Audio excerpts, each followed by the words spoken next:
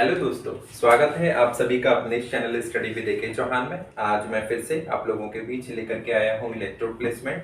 जैसा कि आप सभी लोगों के कमेंट्स आए थे, सजेशन आए थे कि एक इलेक्ट्रोड प्लेसमेंट पर वीडियो बनाइए, तो आज मैंने इलेक्ट्रोड प्लेसमेंट पर वीडियो बनाया है। देखेंगे, समझेंगे, और अगर वीडियो आपको अच्छा लगे तो लाइक करें, शेयर करें और सब्सक्राइब करना ना भूलें। आज हम स्टार्ट करते हैं इलेक्ट्रोड प्लेसमेंट। इलेक्ट्रोड प्लेसमेंट दोस्तों है क्या, यहाँ पर हम एक ECG के इलेक्ट्रोड के प्लेसमेंट की बात कर रहे हैं।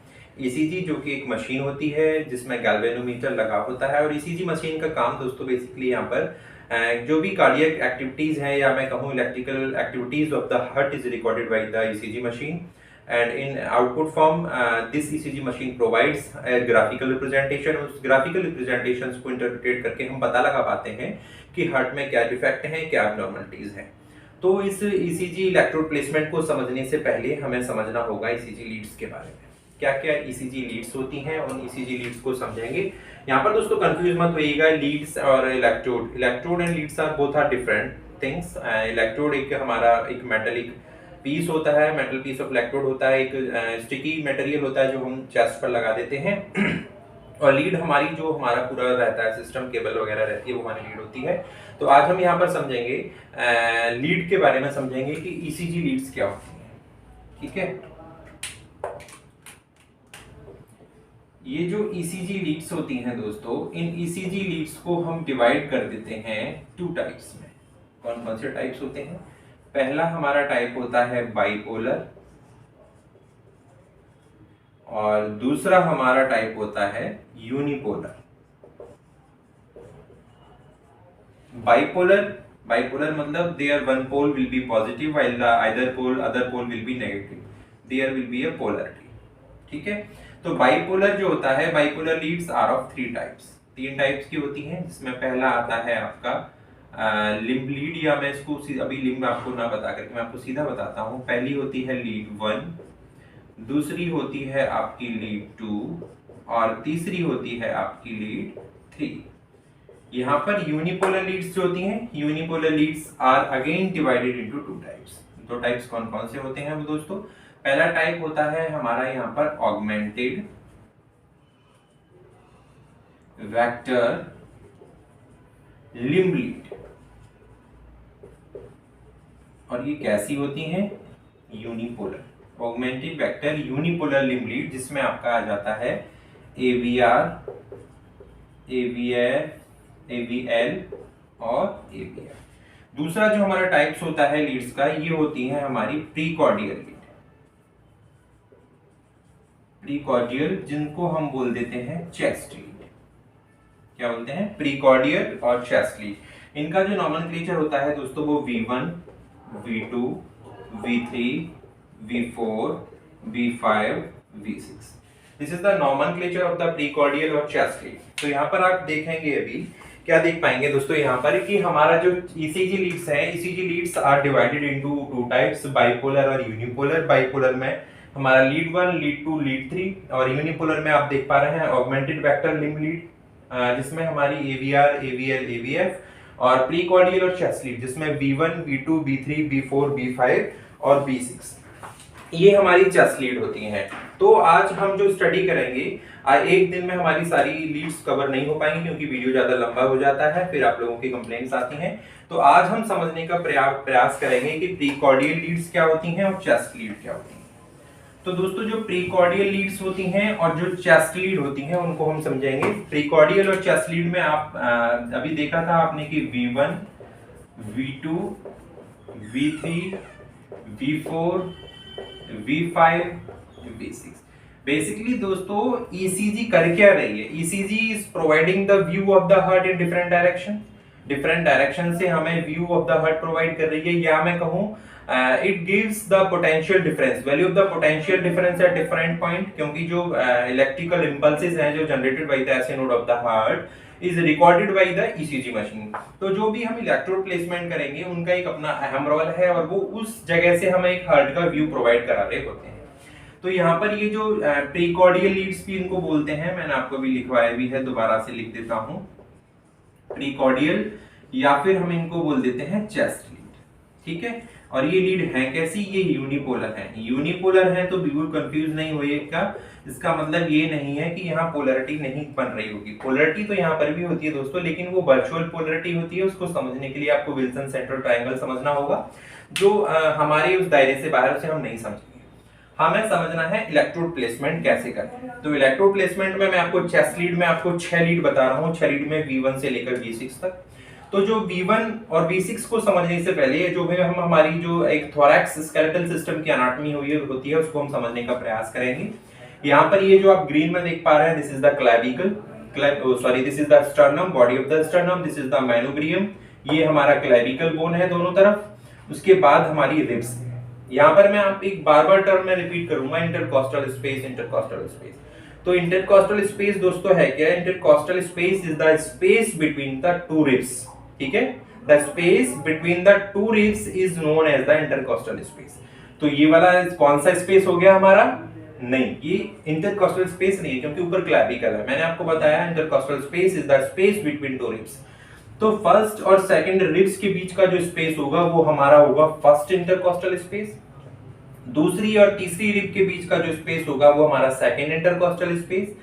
तीसरी और चौथी रिब्स के बीच का जो हमारा स्पेस होगा वो थर्ड इंटरकॉस्टल स्पेस। और फोर्थ और फिफ्थ रिब के बीच का जो स्पेस होगा वो हमारा होगा फोर्थ इंटरकॉस्टल स्पेस। तो जो ये लीड्स हैं, these leads will be placed in the intercostal space. सबसे पहले हम उठाएंगे V1 को। V1 जो होता है दोस्तों, V1 is always placed in the fourth intercostal space. कहां पर? Fourth intercostal space, right to the sternum. ये मेरी राइट साइड है, ठीक है, और this is the left side. आप ऐसे देखें, ऐसे खड़े होंगे तो ये आपकी लेफ्ट, ये आपकी राइट।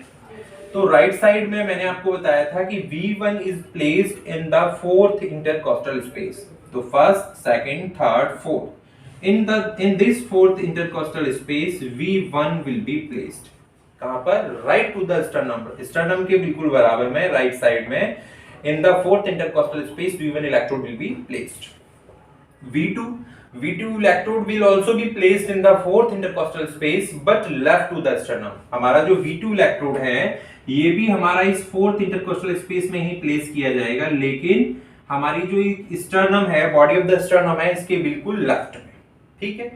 उसके बाद हम आते हैं, अभी थर्ड को छोड़ेंगे, क्यों छोड़ेंगे वो मैं आपको भी बताऊंगा। अब हम आते हैं सीधा फोर्थ पर। फोर्थ को कहां प्लेस करेंगे? V4 will be placed in the fifth intercostal space। Fifth देखते हैं, 1 2 3 4 5, this is the fifth intercostal space but at the mid clavicular line। जो भी हमारी ये क्लैविकल बोन है, क्लैविकल बोन के बिल्कुल मिडल में जो भी एक वर्चुअल लाइन पास होगी, उस लाइन पर हमारा फिफ्थ इंटरकोस्टल स्पेस में ये जो इलेक्ट्रोड है, कौन सा? V4। तो V4 will be placed in the fifth intercostal space at the mid clavicular line। उसके बाद V3 जो होगा, V2 और V4 के एकदम मिडवे में, एकदम मिडल में हम यहां पर रखेंगे अपना कौन सा? V3। तो V1 V2 V3 V4। अब हम आते हैं V5 पर।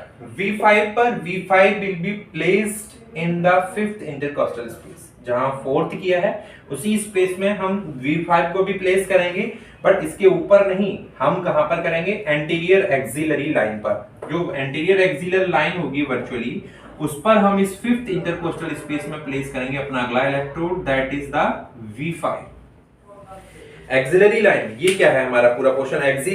एक्सिला की ये जो लाइन है, this is the anterior axillary line. पीछे वाली लाइन पोस्टीरियर एक्सिलरी लाइन, और बीच में मिड एक्सिलरी लाइन। तो जो मेरा पांचवा इलेक्ट्रोड है, fifth electrode will be placed in the fifth intercostal space at the anterior axillary line, ठीक है। While V6 is also placed in the fifth intercostal space but at mid axillary line। कहां पर? Mid axillary line पर ही fifth intercostal space में हम इसको place कर सकते हैं। अब आप पेशेंट्स पर कैसे फाइंड आउट करेंगे कि V4 V3 V1 कहां है? तो आप देखेंगे कि आप अपने सबसे पहले क्या करें, जो स्टर्नल नॉच है आपका मैनोब्रियम में, उसको फील करेंगे पेशेंट की। उसके बाद लगभग 1.5 सेंटीमीटर आप नीचे आएंगे तो आप देखेंगे आपको एक रिज मिलेगी, एक रिज जैसा फील करेंगे, जिसे हम एंगल ऑफ लुइस भी बोलते हैं। वहां पर हमारा सेकंड इंटरकोस्टल स्पेस आ जाता है। उसके बाद आप थर्ड और फिर आप आ जाएंगे फोर्थ पर। अगर मैं रफली आइडिया दूं तो जहां पर निप्पल होता है, वो निप्पल का जो स्पेस होता है वो हमारा लगभग लगभग जो होता है 4th इंटरकोस्टल स्पेस होता है, but in all cases nipple can not be the reference point, क्योंकि in male and female there will be variation. ठीक है, तो हम निपल को अपना रेफरेंस पॉइंट नहीं मानेंगे, आप बॉनी लैंडमार्क को हमेशा फॉलो करेंगे। बॉनी लैंडमार्क में आपने देखा कि जो चौथी और पांचवी रिब्स है उसके बीच के स्पेस को 4th इंटरकोस्टल स्पेस, जहां पर हमारा V1 on the right side while V2 on the left side, V4, V5, V6 in the 5th intercostal space, while V4 in the mid-clavicular line, V5 in the anterior axillary line, while the V6 in the mid-axillary line respectively. और V3 जो होगा वो V2 और V4 के बिल्कुल Midway में लग जाएगा। अब दोस्तों ये जो हमारी चेस्ट लीड है या प्रीकॉर्डियल लीड स्पिन को बोलते हैं, ये क्या कर रही है आपको यहाँ पर मैंने आपको बताया this is a unipolar lead, but actually में ये यूनिपोलर नहीं होती, यहाँ पर भी पोलरिटी होती है। बाइपोलर होता है, तो जो एक विल्सन सेंट्रल ट्रायंगल होता है वो मैं आपको आगे कभी समझाऊंगा। तो वो होता क्या है कि वो वहां पर एक पॉइंट एक रेफरेंस पॉइंट ले लिया जाता है और वहां पर जो पोटेंशियल डिफरेंस होता है वो लगभग 0 होता है। तो इनकी जो पोलरिटी होती है वो उसी रेफरेंस पॉइंट से ली जाती है या वर्चुअली उसी को ही अपना रेफरेंस पॉइंट मान के वहां पर वो पोलरिटी क्रिएट होती है और यहाँ पर इसकी रिकॉर्डिंग की जाती है हार्ट की कार्डियक एक्टिविटीज की। तो ये जो V1, V2, V3, V4, V5, V6 ये जो चेस्ट लीड हैं या कहूं प्रीकॉर्डियल लीड्स हैं, ये क्या करती हैं, हार्ट के बारे में इंफॉर्मेशन देती हैं इन द हॉरिजॉन्टल प्लेन।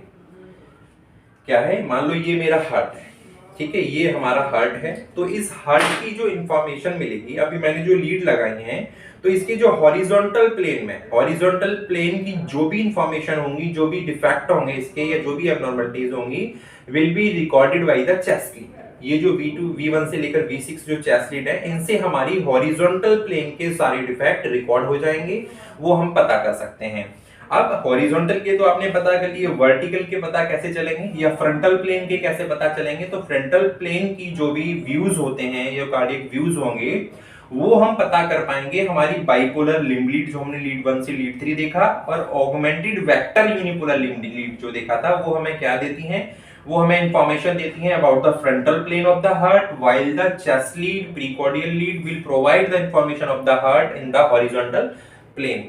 तो ये हमारी चेस्ट लीड का इलेक्ट्रोड प्लेसमेंट था V1 से V6 तक। Chest lead is also known as the precordial leads और चेस्ट लीड भी बोली जाती है। These are the unipolar leads, कहां-कहां इनका प्लेसमेंट होता है ये हमने समझा। आने वाली क्लासेस में, अगले वाले एपिसोड में मैं आपको बताऊंगा कि बाइपोलर लीड्स क्या होती हैं, क्योंकि आप ओटी में देखेंगे जो भी हमारे कार्डियक मॉनिटर होते हैं उनमें 3 लीड लगाते हैं हम पेशेंट्स को यूजुअली। 3 लीड का मतलब we are placing bipolar leads. उस पे आपने देखा होगा एक पे RA लिखा होता है, एक पे LL लिखा होता है, ठीक है, एक पे RL लिखा होता है। RA मतलब राइट आर्म पर लगाया जाएगा, LA मतलब लेफ्ट आर्म पर लगाया जाएगा, व्हाइल LL मतलब लेफ्ट लेग पर लगाते हैं। तो जो RA, LA, LL, इनमें क्या होता है, ये बाइपोलर इलेक्ट्रोड्स होते हैं।